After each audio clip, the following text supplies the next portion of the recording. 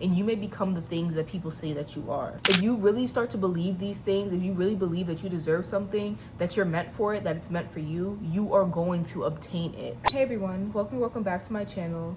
Today I wanted to talk all about manifestation and power of the tongue. This has been something that I've been really wanting to talk about for a minute because I feel like a lot of things in my life have been coming together, and it's really because of this mindset shift that I've had. And I think it's really important that when I feel encouraged or motivated to make a video and share certain things, that I do that, because I feel like it's just going with my gut and going with what I'm supposed to do. So that's what we're going to be doing today. I have a what's in my bag video coming. So yeah, we're going to try to do a more consistent posting schedule, 1 or 2 videos a week. I see I have a few more subscribers, so welcome y'all. Shout out to y'all. But right now we're gonna be talking about manifestation and just like the power of the tongue and being careful with what you say and what you think and how that can impact your dreams and the goals that you're chasing after, or the likelihood that you're gonna achieve what you want to achieve. I've been thinking about this topic a lot because I remember when I was trying to get into manifestation, it felt very artificial, it felt very fake and like phony. But now when I do it, I feel the intention. Like I feel like I'm doing the right thing, and that if I go in with this intention, then what I want is going to come true. I recognize that it might not look how I think it's going to look, but things just fall into place. When you're doing things genuinely, when you're doing things intentionally, I really do believe that things are going to fall into place for you. Like things have been falling into place for me in a way that I'm just so shocked and surprised by. And that's why I really wanted to talk about this. I would do the journaling thing. I would do like the envisioning and trying to see myself in a certain place. But I feel like the part that I was missing was actually believing that manifestation was real. I had this really negative self-talk, like this negative voice in the back of my head that was telling me like, even if I really wanted something, there's no way that you're going to get that. There's no way that you're going to be able to get that because there's someone else that's better for it. Or, you know, like there's just this really negative voice that was in the back of my head that even while I was journaling, even while I was trying to envision, it was always there. And I was just trying to figure out like, bro, like, why are you even doing this? This is dumb because it's never going to happen. And so I really want to point out how damaging and how preventative that sort of negative self-talk can be for you reaching those goals. Because whether you believe in manifestation or not, whether you believe in energy actually being able to physically change things or not, I do believe that if you have a negative self-talk, that will affect your actions, which will affect your likelihood of getting what you want.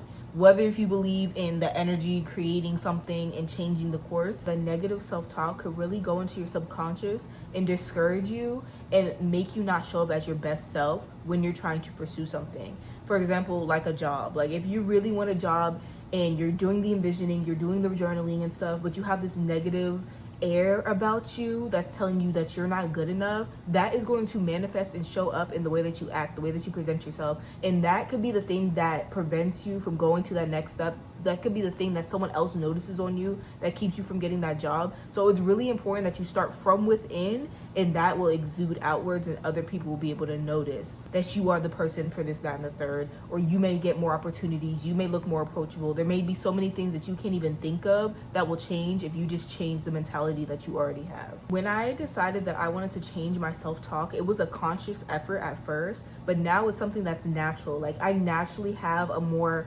glass half full mentality than what I did before. I used to be, you know, like a little bit in the middle, like I don't know. And I do have a lot of pessimistic energy around me.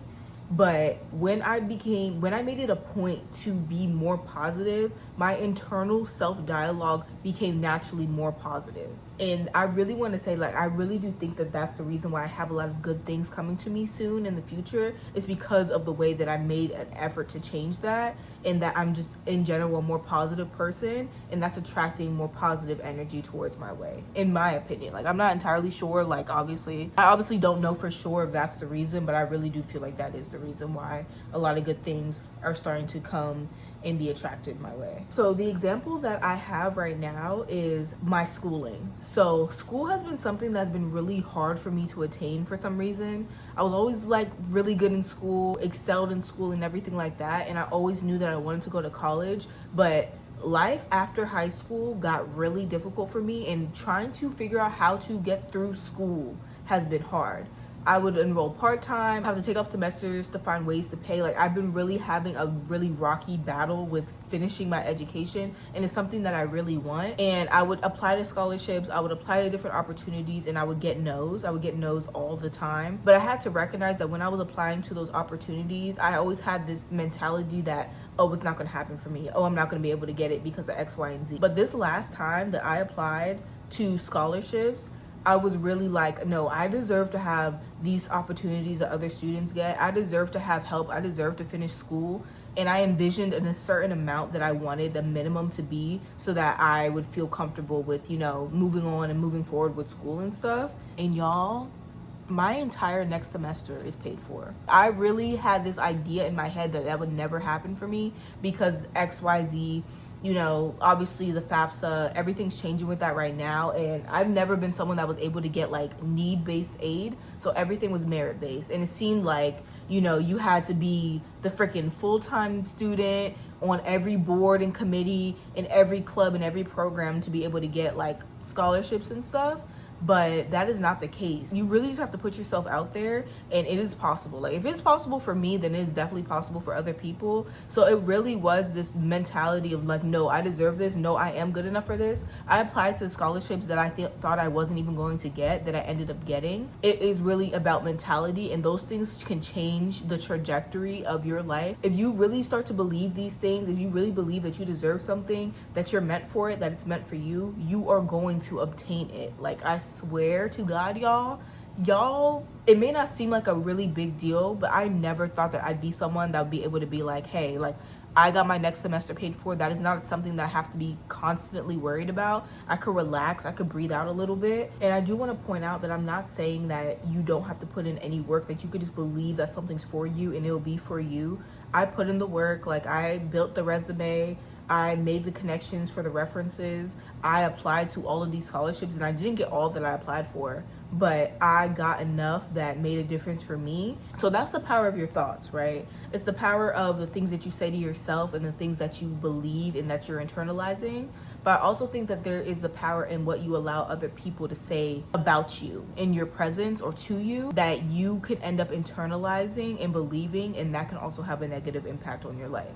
And I think that we forget how easy it is, or how just subconsciously that we're able to internalize the things that are constantly said to us. But that is something that you will start to believe, and you may become the things that people say that you are.